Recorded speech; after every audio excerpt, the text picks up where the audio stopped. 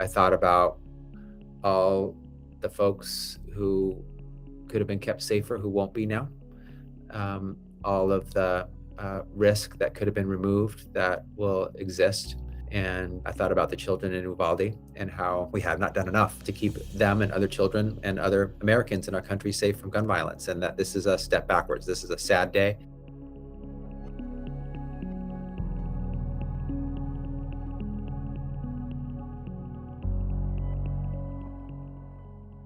The California concealed carry weapon permitting law does require good cause, so that is no longer constitutionally permissible. That, as of the Bruin decision today, in our view, has been struck down. Beyond that, there's not a lot of clarity as to whether or how the Bruin decision affects other of the many common sense gun laws in California. Many of them are untouched, completely untouched. Most of them are untouched by Bruin. If any individuals think that the Bruin decision impacts some of those other gun laws, they're going to have to make a case and bring a lawsuit making their case. Then the judge has to agree with them. But we currently don't have any major red flags or concerns about how the Bruin decision affects other of our laws in California, like our assault weapons ban or our large capacity magazine ban, our background checks, our cooling off period. We have many laws in California that have led to California having some of the strongest gun laws in the nation and also having one of the lowest firearm mortality rates in the nation. So our gun laws work. They make communities safer. And outside of the proper cause component of our concealed carry weapon permitting law, the Bruin decision we don't believe impacts those other laws. So we'll see if we get sued what a judge thinks, and we'll go through that process as needed.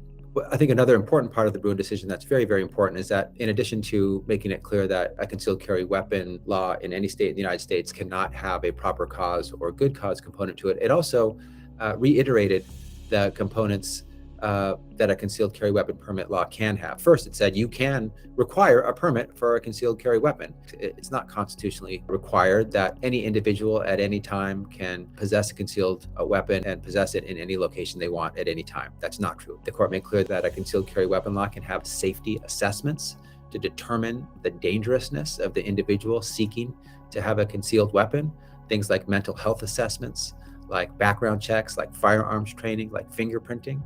The court also made clear in the Bruin decision that concealed weapons can be prohibited from being possessed in certain, what the court calls sensitive places, places like polling stations, like schools, like courts, like legislative assemblies, like government buildings. We think it might also apply to other places like plazas or parks or amusement parks or sporting venues. So while the court did strike down one component of the concealed carry weapon scheme, specifically the proper cause or good cause requirement, it also made clear that there are quite a few restrictions that are constitutionally permissible and that states like California can use to keep communities safe. We're going to pursue all available pathways to make communities safer from gun violence in California and to maintain that leadership role in the nation that we have, where our firearm mortality rate is one of the lowest in the nation. There's quite a number of bills moving through the legislature right now that are headed towards the governor's desk that I know the governor is aware of, interested in. I've been at press conferences with him where he's talked with legislators about many of these bills to keep junior ARs out of the hands of kids and not be marketed to children. Bills like one I'm sponsoring, which pierces the federal liability shield, the gun manufacturer, distributor, and seller immunity that they have by creating a state law, provides a pathway for gun distributors and gun manufacturers and sellers to be sued when they don't take appropriate steps to meet their standard of care required to keep guns out of the hands of straw purchasers and individuals who are harm to themselves or others, or to be in the illegal marketplace.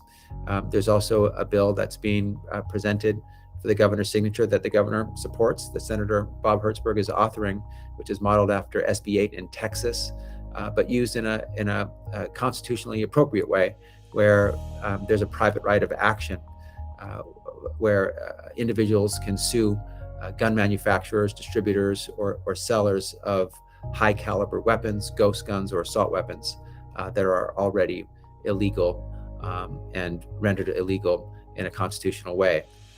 The Bruin decision is certainly a setback, but the fight continues, and there are many, many actionable steps that can be taken to make communities safe from gun violence that are not being done now.